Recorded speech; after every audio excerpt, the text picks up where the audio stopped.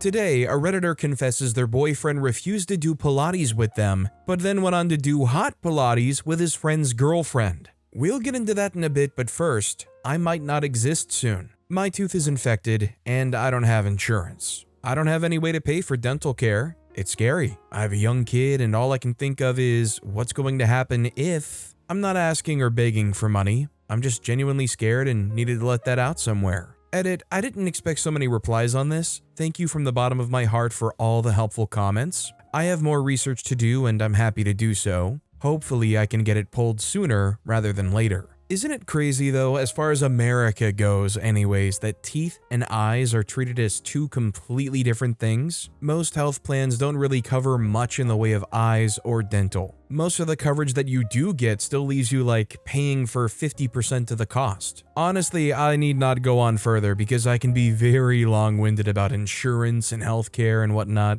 Sober Scotsman 80 commented, "You can get antibiotics in the US on the website CareMD. Think it was $60 for the appointment, antibiotics, and mouthwash altogether. You don't need insurance." Edit, wanted to add, the appointment is just filling out an online questionnaire. The only place I had to go was the nearest pharmacy. OP responded commenting, "I'll definitely look into this, but it's going to have to be pulled at some point, or else it's just going to keep getting infected. We're living paycheck to paycheck right now, so I just can't afford to get it pulled." Our next story is, I've been hiding a huge secret from everyone in my life for the past 3 years. I pretended to graduate college. I walked across the stage, wore the cap and gown, had the family celebration, took pictures holding a fake diploma cover, the whole thing. But I never actually finished my degree. 1 semester before graduation, I just cracked. I was burnt out, failing a couple of classes and too ashamed to tell anyone. So instead of facing it, I faked it. I told my parents everything was on track. I bought a cheap gown online, faked the graduation date, and made sure the ceremony wasn't open to guests due to limited capacity. Since then, I've been working random jobs, telling people I'm between offers or exploring different fields.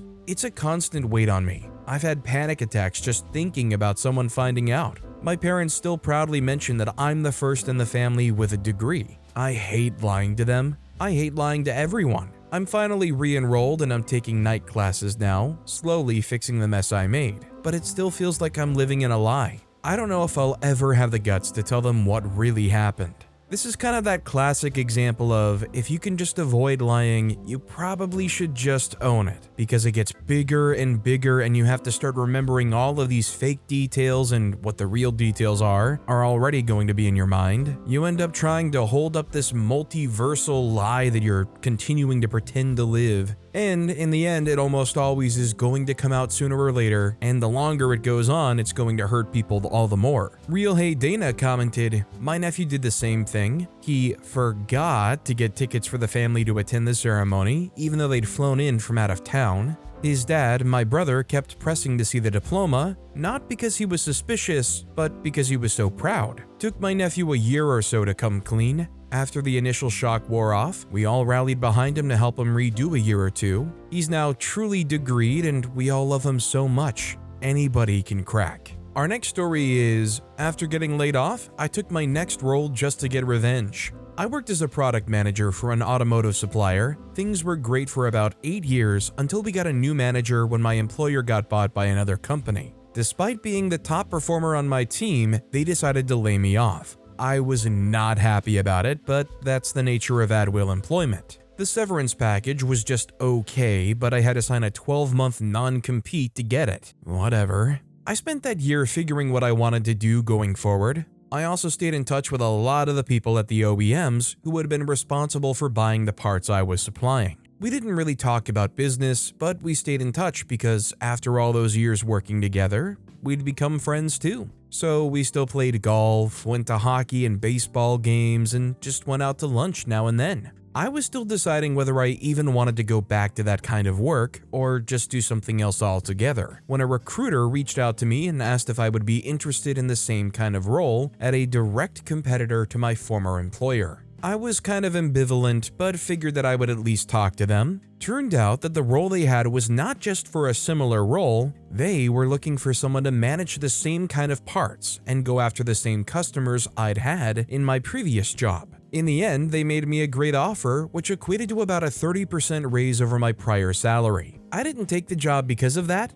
It helped, but my primary motivation was revenge. So far, in the past couple of years, we've managed to take about $80 million in annual sales away from my former employer. I'm not done yet either. Man, I hate the idea of non-compete clauses. I guess I kind of get it if it's like a very specialized field. You know, something where you leaving and immediately turning around and doing it yourself could very well like completely topple or interrupt the entire workflow. But in general, is it not a super scummy thing to have a non-compete clause in whatever severance package you're giving? Additional Cheetah354 commented, "The manager that laid me off after 32 years of faithful service also laid off several of my colleagues. We were the high performers. We were also critical towards his management style and his poor performance. A year later, upper management laid him off for his incompetence. We got nice retirement packages, so in the end, it all worked out." Our next story is, "I lost my sister and nephews because I stood up to her husband.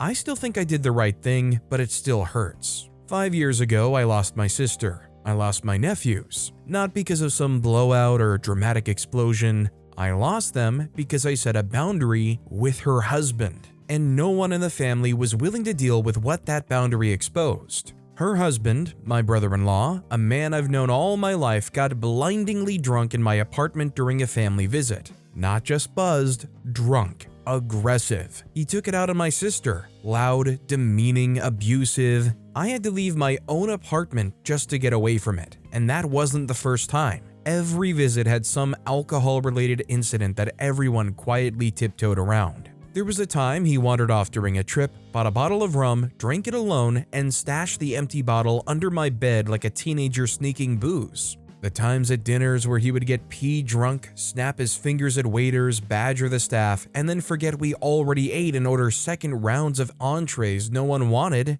only to get ticked if anyone pushed back. Everyone just let it slide. I stopped being able to. That night, I confronted him the next morning. I was calm, just naming what happened. And there he was, lying in my bed next to my sister, after verbally tearing into her and confessing to cheating, and he looked at me and said, "Grow up."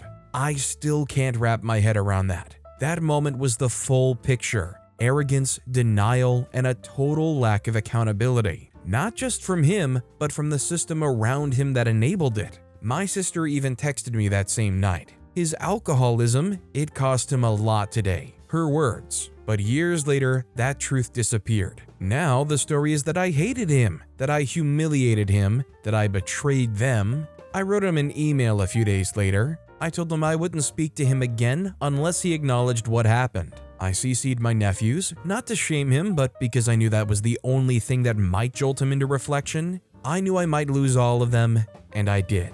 My sister was 18 when she married him. He was 30. He's a doctor. And in South Asian families, that alone makes you untouchable. Our culture exalts doctors like they're morally superior, but wealth doesn't erase dysfunction. It just gives it better clothes to hide behind.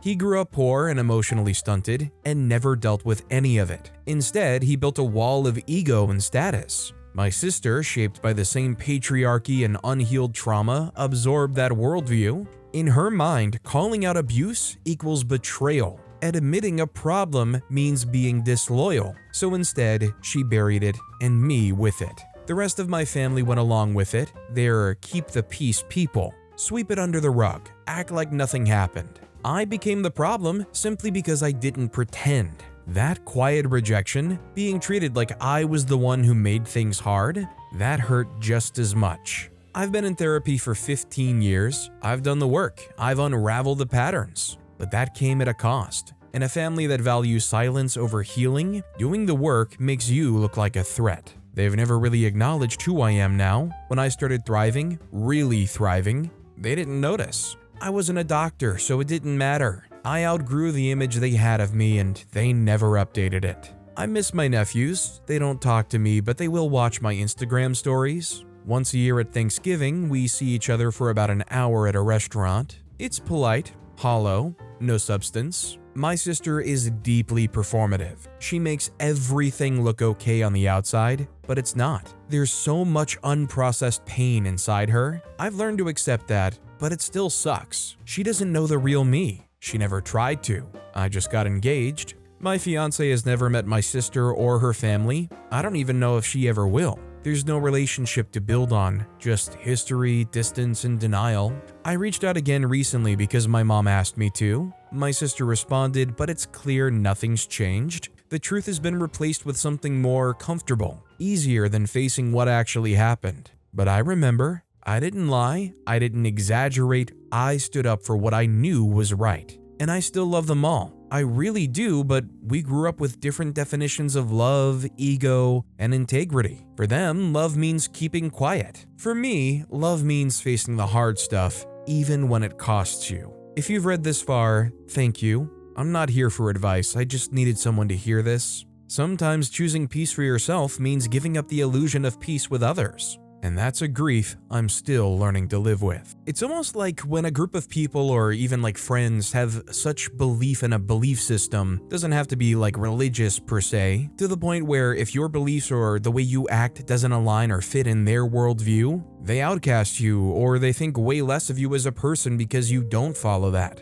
It's a shame, but when their belief system is covering up a horrible partner, I mean, it sucks, but you kind of have to draw the line in the sand somewhere. Snewwords4839 commented, "Sister's choosing her drunk husband. You were right to cut the toxic crap out of your life." OP responded, "Yeah, you're right, and I have to cut the toxic stuff out. But the part that still stings is the halo effect of realizing the rest of my family would rather keep things buried than face anything uncomfortable. It's not that they see me as the problem, they just quietly badge me as the contrarian, the one who's not like everyone else, the one who makes things harder by naming what everyone else avoids. That kind of quiet alienation hurts in its own way." Tiger Skin Moon commented, "Look, being the contrarian, the black sheep, the odd one out, isn't a bad thing. And if they'd rather act like their complacency isn't rocking the boat, that's fine. It'll capsize eventually, and when it does, you will in your own little happy boat be unaffected. And unfortunately, it's likely to unalive him before he gets help if that's how everyone acts. And it sucks, but all you can do is control how it affects you. You're very strong and very brave, and as one breaking generational curses and undoing trauma to another, I'm proud of you. ETA, you're not rocking the boat. You're the only one trying to stabilize it, but when you cut ties, you got off and created your own boat. Let them rock their boat over there. Yours is steady, peaceful, unproblematic." Our next story is, "I love my sister. Hi, I'm female 21, drunk and just want to talk about how much I love my sister, female 20. She's so freaking cool. She's literally my best friend. We're both college students at the same university and we're roommates. She's literally the best roommate ever. I just came home from the bar and before I go to bed, I saw that her bedroom light was on, so I went into her room to see if she was still awake. She must have fallen asleep while on her phone, so I put her phone on the charger, turned on her white noise sound machine, and turned off her lights. I do this anytime I notice because I love her. She doesn't always think that people like her, but I do. I think she's the funniest, kindest, and most amazing person in the world. Anyways, good night, Reddit." You know, for all the negativity that comes through here, it's nice to just have a random, overly happy drunk post. It's also nice to hear that OP's one of those people that get drunk and then is like, "Man, isn't the world beautiful? I just love you, man." I Love My Orange Cat commented, "This is beautiful. I wish I could feel the same about my sister, but she's a huge narcissist and we're not close. I always wanted a bond like this. I hope you and your sister always stay close." Nice Reason 6316 commented, "Me too. When we were younger, I always tried to be close with my sister, but she always pushed me away. As we got older, I always confided in her, but she never told me anything. When Mom passed, it was almost like she didn't care and I was devastated. Still am 22 years later. It got to the point that I just gave up trying and now she lives almost on the other side of the country and I have nothing to do with her. I used to make sure that I messaged on birthday and Christmas, but don't even bother with that anymore because she replied days later the last few times. Now Dad's gone too and have no family left and no friends either. Only workmates, not really friends." Our next story is, "I was an artist and my job was taken by AI. Today, my mother asked me to generate an image for her. I was an artist since I was 15. Since that age, I started selling paid commissions. I was fairly known for my art style. Used to get about $8,000 to $12,000 per month and lived off that. I'm physically disabled, so finding jobs is difficult, and remote jobs are mostly unknown in my small city. AI took my job last year, commissions stopped coming, clients that commissioned me plenty of times were posting AI-generated images on their profiles. Haters made an AI with my exact art style when I posted against it on social media. Today, I only make $2,000 to $4,000 on a good month. I deleted my social media and started working on a local shop that makes shirt designs, as well as working with logo design by myself. It's not even close to what I used to do, but I guess money is money. My mother was close to me during all this crisis. She asked me many times why I stopped drawing, and I told her why again and again. Today, she asked me to generate one of those Studio Ghibli images for her. I told her I wasn't gonna do it. That's the kind of stuff that stole my job, and I don't want to personally see the results. I sent her a tutorial on how to do it if she still wants it so bad, but I personally won't. She got ticked and told me to grow up, that my old job wasn't her problem and that she needed that image right now. I told her she didn't, she would live and she could do one by herself. It seems the spread, and my aunt is telling me to work with AI instead of denying its existence. This is so tiring. Why would I work with something that crushed my dreams? I know no one cares about what I've been through, but I at least expected some decency of not asking me to work with it. So I'm gonna be honest, I'm a person that thinks AI is pretty cool. I'm definitely a big fan of being able to use it to kind of aid me in ways that I'm just not like creatively capable of. That said, I completely understand people like OP being completely upset when it's being used in a way to outcompete actual artists, and especially AI using art like from people like OP to essentially just recreate and train off of to use in a different way. As time goes on, I find myself getting more and more conflicted about it because there's so much I feel I'm more capable of doing now with AI that I just never would be able to get close to or achieve before creatively, but I know it comes at a cost of having trained off of all of these talented people's work. PartyTrick6903 commented, "My response to 'your job is not my problem, I need that image right now' would be, you needing that image is not my problem. Be an adult and fix your problem yourself. Tell your aunt that since she acknowledges its existence, she should learn how to use it to help your mother. Good for you to stand your ground, ignore your mother and aunt. If they want to use AI so much, they should do it themselves." Our next story is, I just dropped Chipotle on my partner's head after he had a long day at work. My boyfriend just picked me up so I could sleep over tonight. He's extremely tired since he's been up for over 24 hours. We went to Chipotle and I got us both some food as a treat after a long, hard day. We were making our way inside and the entrance is incredibly cramped, both of us barely fit. As he was bending down to untie his shoe, I leaned over a bit as to drop a heavy bag I was holding, and I was holding both Chipotle bowls stacked, and the top one slipped and fell on his head, and then on the ground and spilled.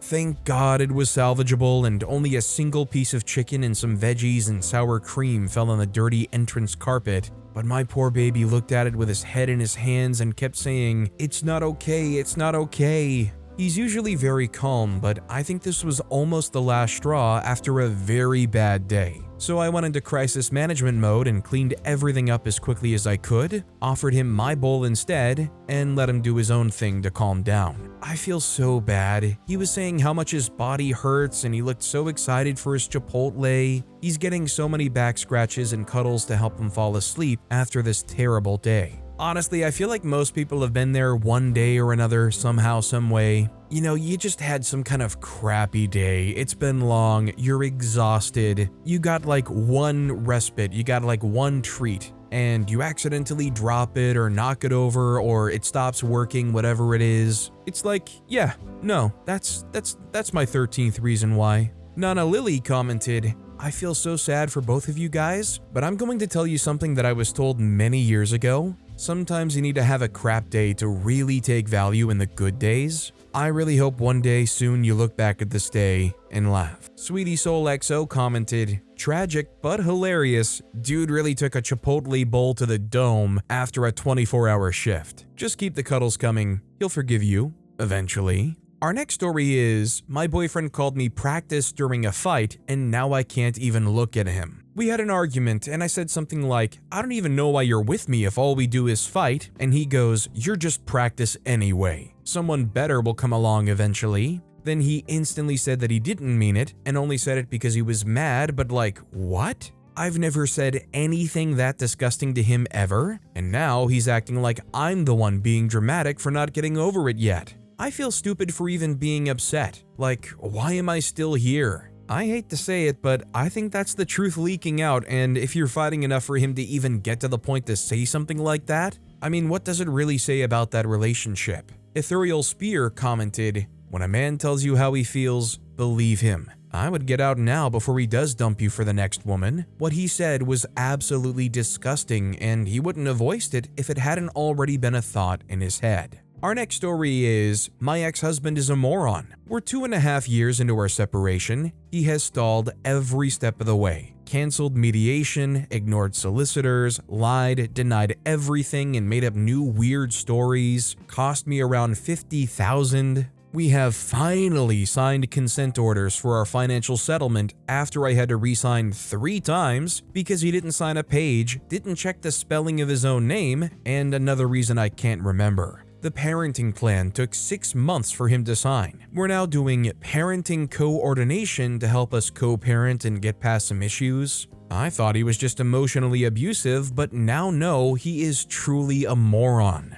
He didn't even read our financial agreement and had a meltdown when I told him what it said his responsibilities were. Because he hadn't fulfilled his part and was ignoring correspondence from my solicitor, he threatened to steal my car if I didn't pay out the loan, which I can't do until he signs paperwork that has been sitting in his inbox for weeks. He said I coerced him into signing our parenting plan that he took 6 months to sign and made insane requests that I agreed to. He said his lawyer misled him because he never read his own financial agreement. He lost his crap and thought that I was threatening to take him to court when I said that if he didn't follow our orders, then the court can sign on his behalf. He thinks our very young children are lying and trying to turn us against each other. He thinks I'm making up that they're having nightmares about him, and somehow he works as an EN looking after other people's health. It just never ends. There is zero accountability, no sense of reality, and so much stupidity. I feel so bad for his girlfriend, but I can't say anything to her or tell her anything for obvious crazy ex-wife reasons.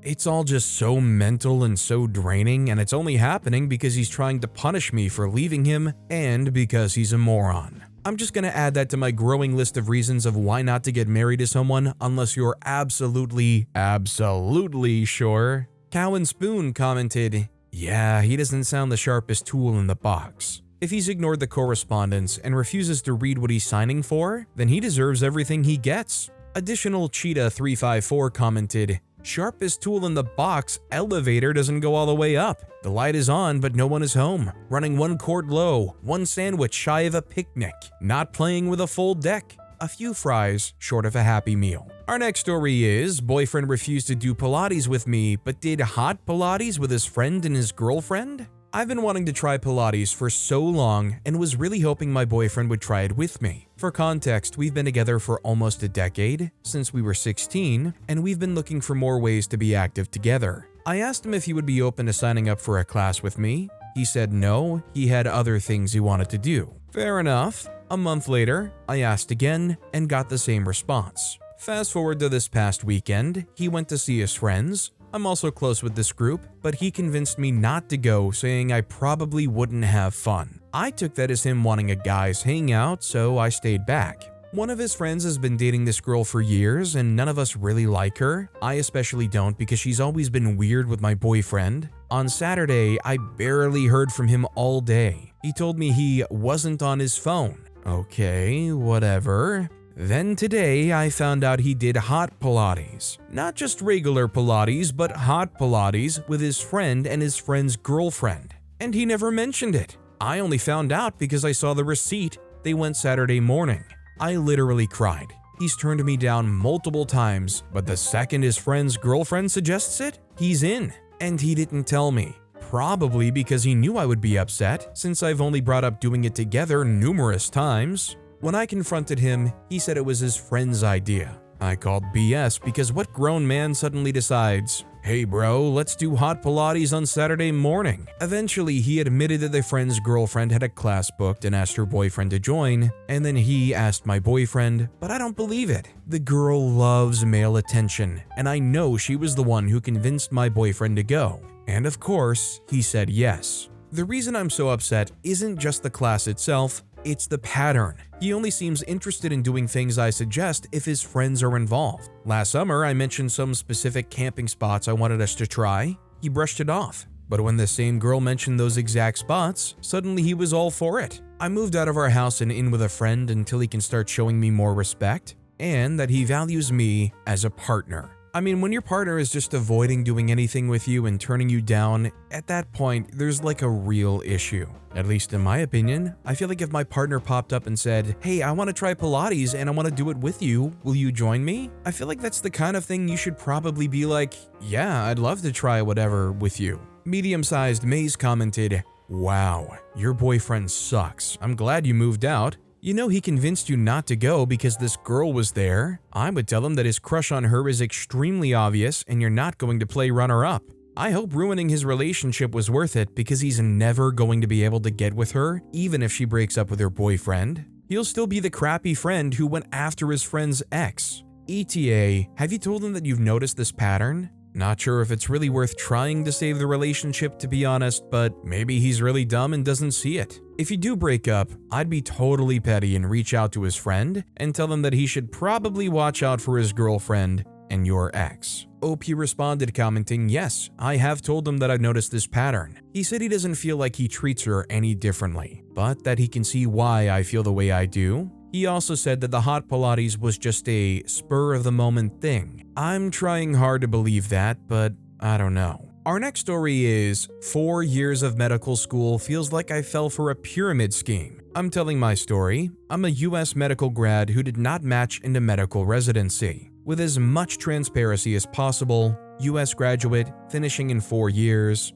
never failed a class, didn't fail board exams, exam score was within a standard deviation of the mean. I have research, I attended conferences, I networked, I have solid extracurriculars, volunteering, employment, etc. TLDR, no red flags on my application. I didn't want to go to medical school when I was younger. It wasn't the since I was a kid story. I hated going to the doctor, still do. I wasn't the brightest person in my classes. I studied long and hard, but was just a B student no matter how hard I tried. Took the ACT 4 times for a fine score to get into a medium-sized Catholic university close to home to be a B student. I shadowed a doctor completely as a matter of curiosity, and I liked the idea of medicine, but my grades were mediocre. I worked with special needs kids, I shadowed some more, I had family friends in medicine. They kept telling me I would make a good doctor. I kept telling them, I'm not that smart. My grades aren't good enough, 3.19 at the time. Every excuse that I gave, I was told that I would be fine. Long story short, I decided to study hard for the MCAT, Medical College Admission Test, and if I get a bad score, I'd have my excuse. Also, COVID struck, I couldn't work. I had time to dedicate to studying. 2 months of no school and no work, and MCAT score came back 510, around 80th percentile. GPA came up a little bit, 3.35. Medically peripheral job, but no real clinical experience.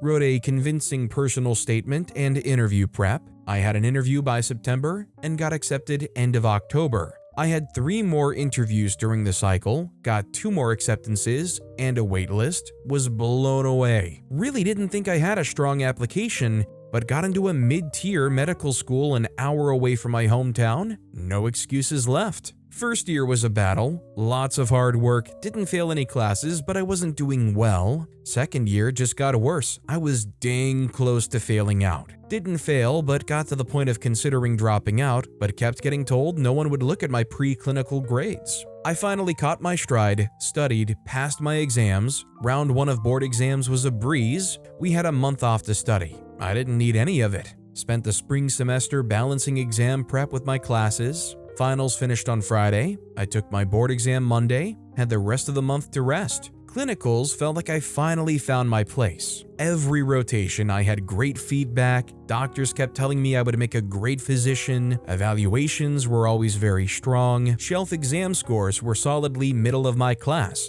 way better than my pre-clinicals. Also, I was consistently employed in third year, did research, etc. I decided to apply into a personality medical specialty and was told my grades wouldn't be an issue. Not competitive, but not inhibitory. Away rotations were great, had a recommendation letter from a big program, positive feedback from attendings, residents, worked harder than any med student I've seen this cycle, comprehension is way above his level, fellows letting me make decisions for my patients. For the first time in my academic career, I had an ounce of confidence. Finished my cycle with a very solid number of interviews, around 70 to 80% chance to match, interviewed with some big name hospitals, interviewers telling me, "You would be a great asset for this project, and we would love to have you," rank list filled out, certified, and submitted, letter of intent sent. Monday morning, no sleep, "We are sorry, you did not match to any programs."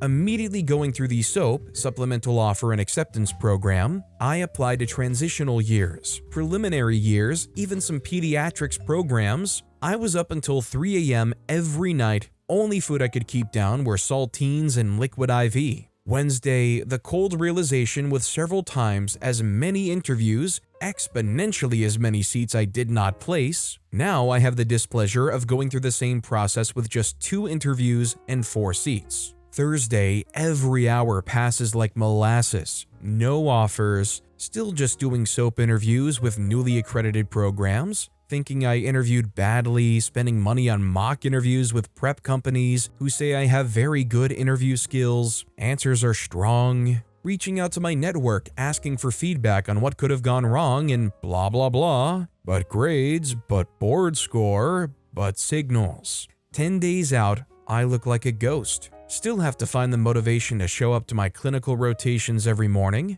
I might have seen myself doing family medicine or pediatrics. I probably would have been a strong applicant. I could have had the chance to stay close to my friends and family, but I lost almost any passion for it. It wasn't worth this. Vacations missed, special occasions missed, pushed off dating, spent so many nights laying awake hearing my heart pounding in my ears, spent every day thinking it'll be worth it. The mental and physical cost that I put into my education, finally feeling fulfilled in a career, thinking that the work I put in might actually mean something, just to have it ripped away, not only the job, but also any fulfillment I had in it. It's not about fortitude anymore. It's not about passion anymore. I finished the marathon, and the finish line was moved another 4 miles. 4 years I could have spent building another career. 4 years I could have spent building a family. 4 years I could have spent meeting my basic human needs. 4 years of learning the lesson that trying harder never amounts to anything. I'm not gonna lie, I feel like OP just needs to keep grinding. If everything is there as much as OP says it is, then yeah, it sucks that OP's gotten turned down so much, but that opportunity will come. The one way OP's going to make sure that there is no chance for sure is giving up. Our next story is, "No, Kora, you could not have had my condo." 3 weeks after I broke up with my long-term boyfriend for cheating on me, his brother's girlfriend Kora messaged me. She said she wanted to check on me. I thought she was being kind. She brought her baby over and everything. Sat on my couch, told me she was here for me, that she was sorry about what happened, all that. I really believed it. Then she told me this weird story about how she cheated on her ex before she got pregnant by her current boyfriend. Just casually threw it out there, like that was going to be comforting somehow. I don't know why she thought it was the time to say, "Well, I once got pregnant while I was in another relationship too. I was still crying over being cheated on. Why would I want to hear about your cheating story?" Then she asked me if I thought my uncles would rent my condo to her and her boyfriend for $900. No, Kora, you could not have had my condo. My uncles were renting it to me for $900 because I'm their niece. That price wasn't on Zillow. It wasn't a public offer. It was family. Even if they did rent it to someone else, it would have been $1,300 or $1,400. That's what it was worth. You weren't asking for a place to live. You were asking for my life after it had fallen apart in front of me. I had barely even finished moving out. I was still grieving, still processing everything, and you waited just long enough to make sure I wasn't staying before asking if you could slip into my spot like nothing happened. You were never my friend, you pretended to care, but you were just waiting for the dust to settle so you could sweep in and try to collect. And the kicker, you and your boyfriend had the money for a house the whole time. You didn't want to spend it. You were living in a place with mold that was making your baby sick, not because you had to, but because you didn't want a mortgage yet. You had a $10,000 sign-on bonus as a nurse. Your boyfriend made $80,000. You had the down payment, you had the options, you just didn't want to use them. So no, Kora, you don't get to play the struggling mama card when you were sitting on a fat stack of cash and just didn't want to spend it. You don't get to swoop into my grief pretending to be supportive just to try and take something from me, and you don't get to act surprised that I said no. You saw me hurting and thought, what can I take? I said no, and I'm never going to stop being proud of that. You're a terrible person. I have not and will not ever forgive you for it. Can you imagine that feeling when OP realized what this person was trying to do to them? When it all clicked and they realized they were only here pretending to support me solely so they could get to the point and ask, hey, can I move in for $900? No, and I never want to see your face again. David the Blue commented, dang, I'm sorry for what you're going through. Most people are kind and try to be empathetic. You have just had a run of bad ones, but I think there will be good ones in your future. Hang in there. OP responded commenting, thanks. I'm finally out of that bubble of people and I think I'm seeing things better. She was my ex's brother's baby mama. Also, hi, I'm Steven, and if you guys enjoy some crazy Redditor confessions, why not hit those like and subscribe buttons down below? Our next story is, my partner never plays with our toddler and it's making me lose feelings.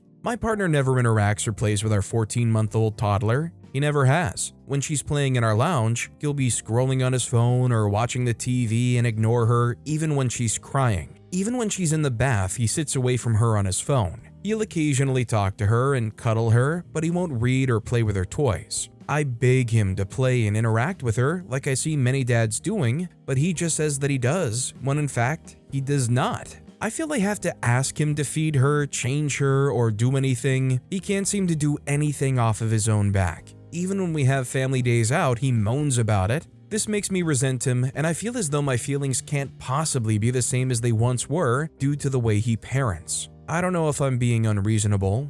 I mean, OP knows what they're seeing. Surely they can be a judge for themselves whether or not that is adequate enough for a parent. I think it's fair to separate what a parent should do versus what would be the best version of a parent. Like when they're outright trying to avoid being an active, participating member of that family, there's some real issues going on there. No12share commented, my kid's father was desperate for kids, wanted them and pushed so hard to have them, then did almost no parenting. Always talked about what they would do when the kid was older. Well, the oldest is going to college and has exactly zero relationship with father. Kid would text me at work to come make food since father never fed him all day if they were home together. Literally 3 feet away from father and begging me to come feed him. Father's now expecting with current wife. Good luck to both of them. Peachy Sweetie XO commented, you're not unreasonable, he's checked out and it's killing the connection. It's hard to stay attracted to someone who won't even step up for their own kid. Parenting is a team effort, and right now you're doing it alone. Our next story is, my brother's girlfriend isn't going to like her ring. My brother and his girlfriend have been together for probably 10-ish years and he's finally ready to propose. The thing is, me and his girlfriend have become basically best friends, and she's shown me a lot of rings. So by now I know what she does and doesn't like when it comes to rings.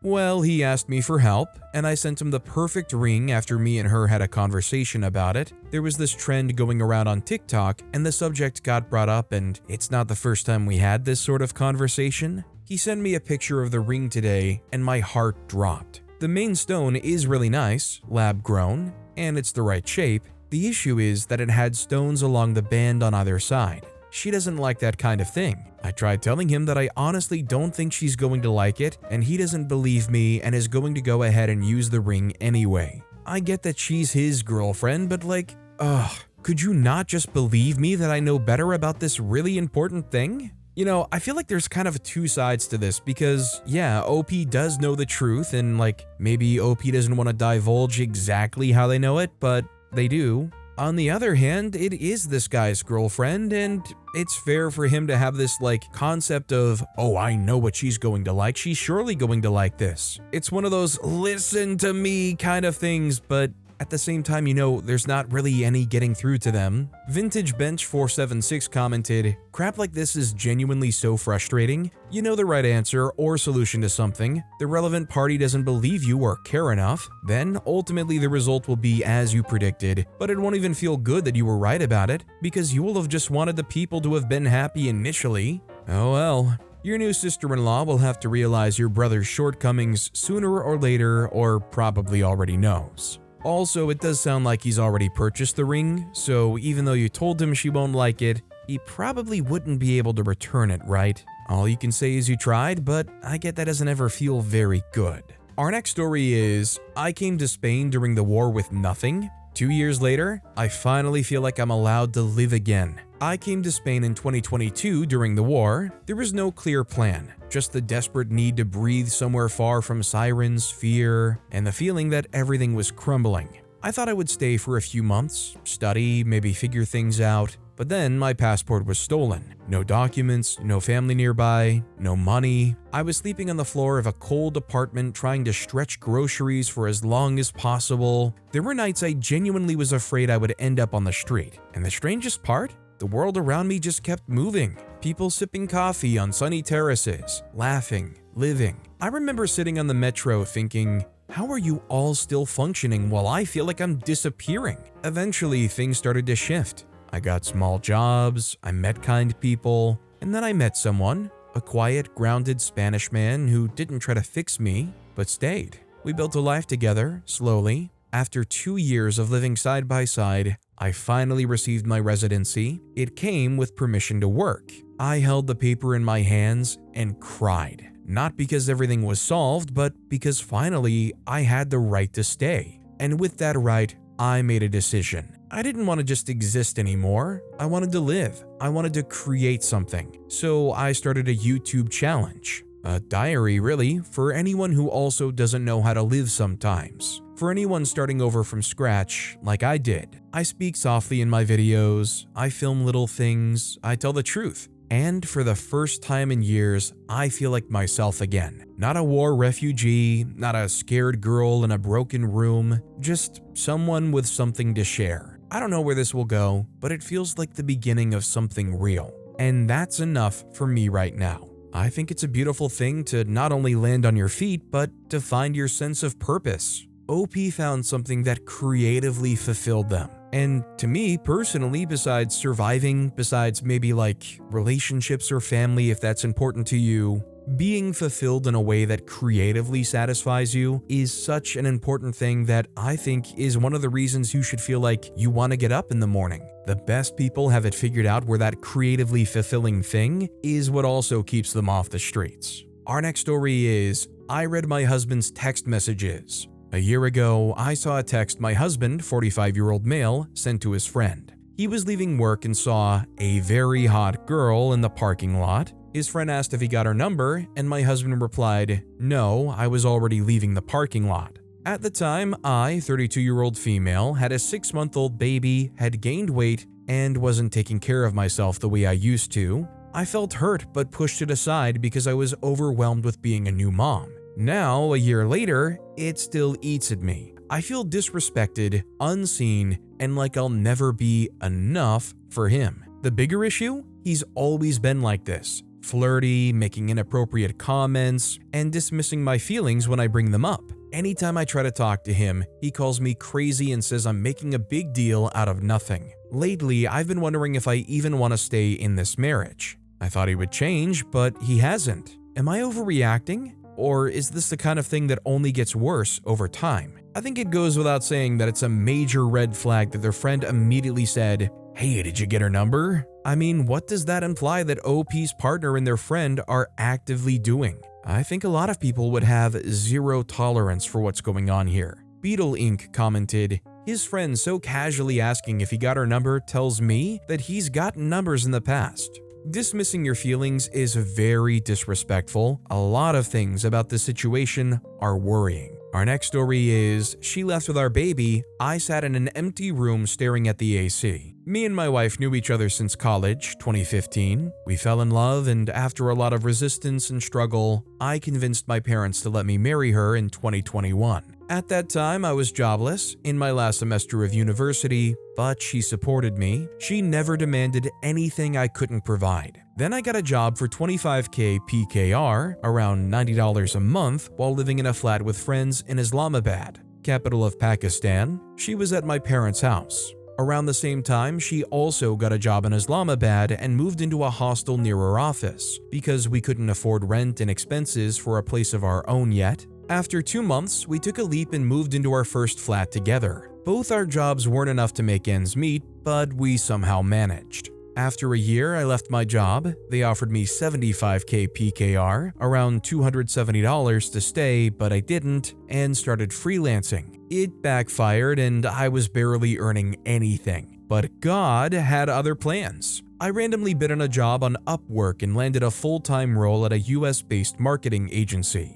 Everything changed. I started earning multiple six figures. I asked my wife to leave her job because of her back pain and she did. Life was going well until I got too focused on work. I wanted to be the best in the company. I worked 12 to 14 hours straight every day. Everything we had dreamed of was becoming reality as I grew in my career. I had a joke when we had nothing. I just want to earn enough so we can run the AC all the time without worrying about the electricity bill. But little did I know what was coming for us. She started complaining that I was always working, that I wasn't giving her enough attention. I loved her, I cared about her, and I tried to balance things, but it never worked out. In the middle of all this, we decided to have a baby. In mid-2024, we got the good news. We were so happy. But then it started again. You don't give me time and attention. And I kept thinking, I'm literally working in our bedroom. How am I not present? Somehow she was right. I was too focused and did take things for granted,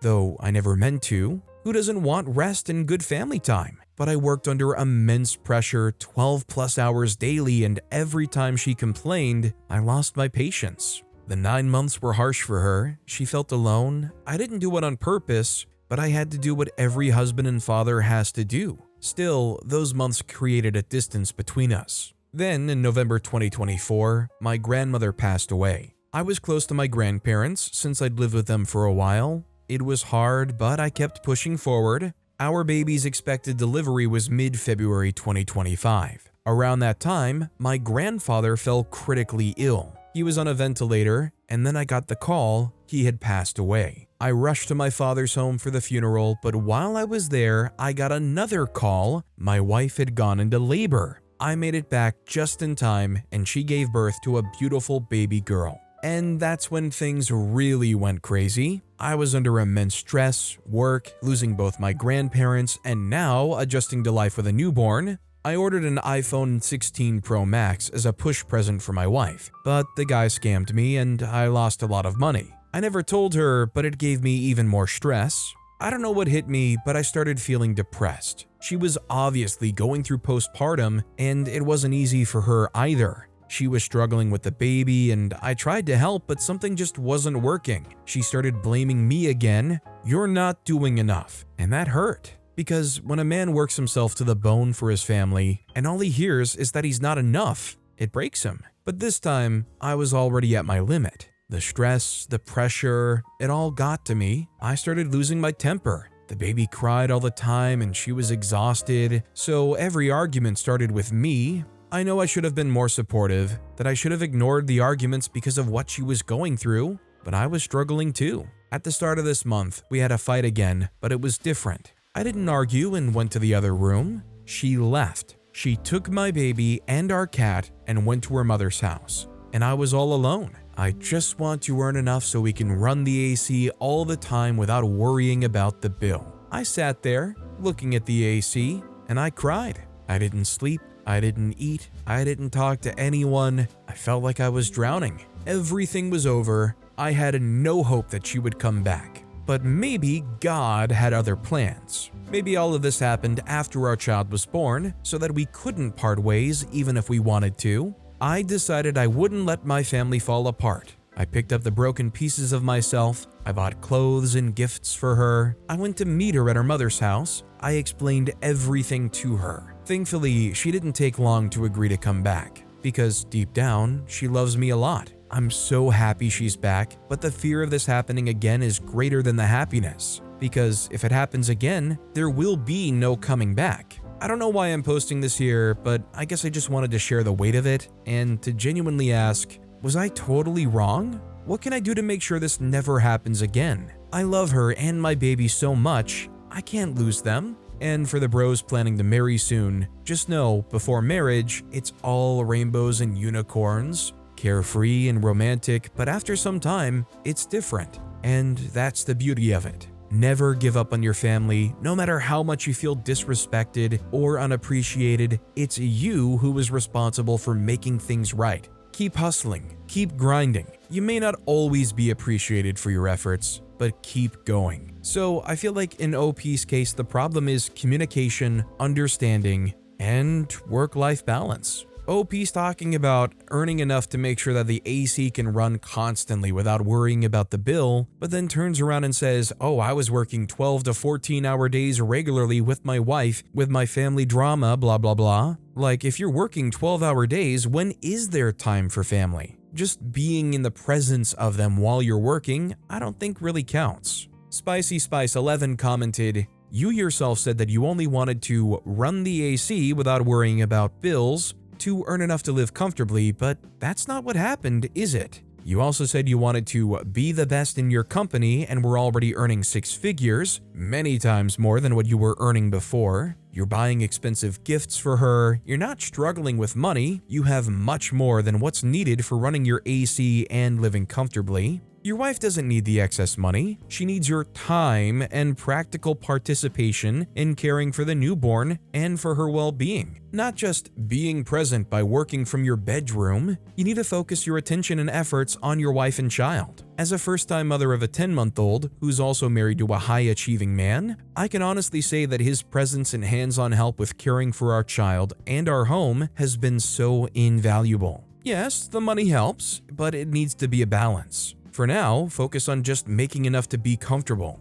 Anything beyond that is just you focusing on your own ego and own ambition, not you focusing on providing for your family. It's easy to use the "I'm doing this for my family" as an excuse, but it's not true when you're denying your family of what they actually need. The first 6 to 12 months after giving birth, depending on the baby, are not the time to invest your energy in a career, it's the time to invest in your family. Our next story is, I love my wife so much. My birthday's in a few days and unfortunately my wife has to work on that day, mainly because I told her that it was okay and to just request our anniversary off instead. So instead she planned my birthday for today. It was awesome. She made a perfect breakfast and we sat in our pajamas most of the day, just chilling and watching TV. My mom and grandmother and little sister also surprised me by coming in to visit later this afternoon. They're from out of town. We went out to eat and had a great time. She's now enjoying a glass of wine and I'm watching some awesome movies.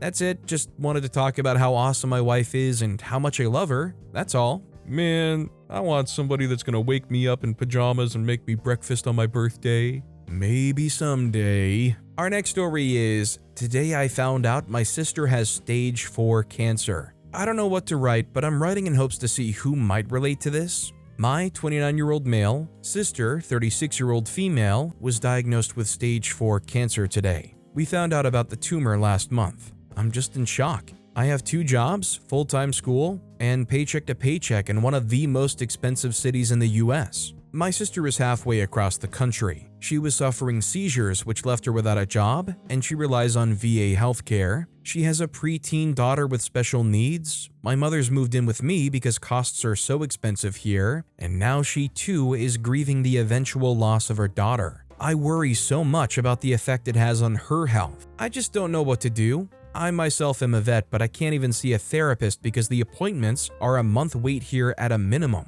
I just can't wrap my head around how I'm going to raise my niece. I don't know how to grieve for my sister. I don't know what words to say. I don't know how to still go to work the next day. I don't have time for a social life. I'm falling behind in school, but I can't stop or take a leave of absence because I also rely on the GI Bill for housing allowance and it requires 100% attendance. I wish I could just drop everything for her and be that supportive rock she needs me to be, but if I do, everything will fall apart. I'm so lost in remaining strong for my mother and for my niece, but I can't even look my sister in the eyes knowing the inevitable. McTrex34 commented, "I am so very sorry. I'm not sure what I can say other than offer my condolences and my experiences. I too was diagnosed with stage 4 cancer at 38. I have lung cancer with mets to the brain. I'm now 40. I was told I have 5 to 7 years to live. We'll see. I took time off work for a year and am back part-time, but I'm Canadian, so healthcare costs are not a concern. I also had good disability insurance and critical illness, which helped. Are there any virtual psychotherapists that don't have as long of a wait? Now, I don't have kids, struggled with fertility issues for 8 years. Our journey ended with my diagnosis, which means we also aren't able to adopt. So having a preteen and dealing with this is not something I can relate to. Ultimately, you need to take care of yourself and also ask her what you can do to help next. Try to avoid any toxic positivity. You'll be okay, stay positive, etc. When in doubt, ask her how to best help and support her. I wish there was more I could provide. I hope she has some treatment options available, and I hope that you're able to enjoy some time with her." Our next story is, "My girlfriend admitted to cheating multiple times on her ex. I feel so conflicted. I've been dating my girlfriend, Olivia, 33-year-old female now, for a year and a half. Her previous relationship was with Daniel, 34-year-old male,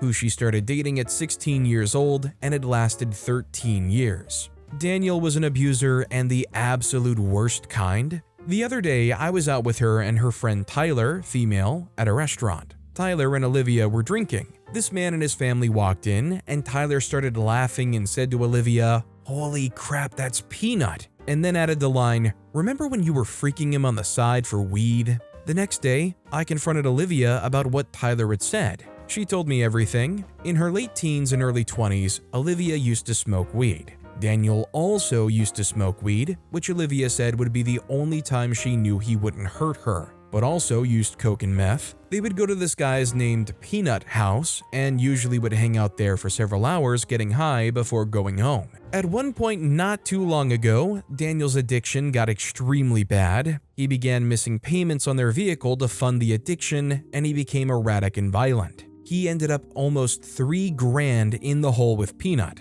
One day when Daniel was at work, Olivia went to Peanuts to get weed in an attempt to calm Daniel down. She ended up smoking weed and watching TV with him, and it eventually led her to giving him a you-know-what on the couch. This led to an almost 5-month affair where she would drop Daniel off at work, her kids at daycare, and go over to Peanuts. She would also leave and meet him on back roads for quickies whenever he asked, and a few times would take care of his friends' needs. In return, Peanut would give her weed, forgave Daniel's debt, and no longer sold to Daniel. Near the end of the affair, she ended up pregnant but didn't know who the father was. She and Daniel are white. Peanut is black. When she told Peanut, he told her to abort it and he was done. She told me that by a stroke of luck, she had a miscarriage early on, but that ended her sleeping around. When I asked her why she did it, she said because he was showing me attention and wasn't beating me. I asked her how many other times she cheated on Daniel, and she said 3 times, but they were only one-time things.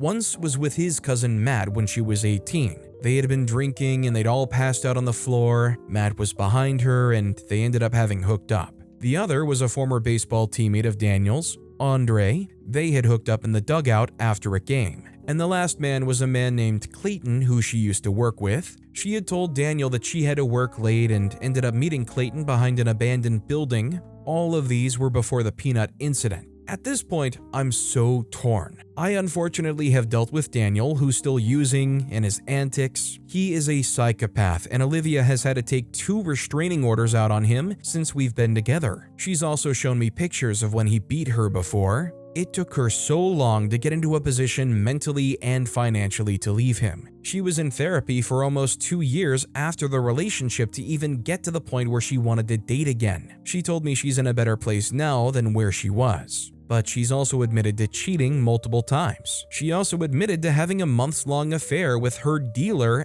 and apparently some of his friends. She hasn't not once given me the slightest inclination that she ever cheated on me or would. So I can't lie. If I were in OP's position, I feel like I would at least have to take like a long time to think about this. I mean, it's just kind of like a crazy thing to kind of learn all at once and kind of figure out what you're okay with and how it makes you feel in regards to the relationship. Like, if OP heard this stuff and then said, I want to end the relationship, would you guys say that that would be fair for OP to feel that way? Negative Sid Nancy commented, former addict, cheater, and lady of the night here. My life sucked for a lot of years and I made a lot of bad choices that felt good in the minute too. I'm also 7 years sober now, also 7 years in a relationship where I would never cheat. People do change, and living in extreme situations can make people do things they normally wouldn't. I also deal with PTSD, other mental disorders, and my addiction and sobriety is a lifetime battle.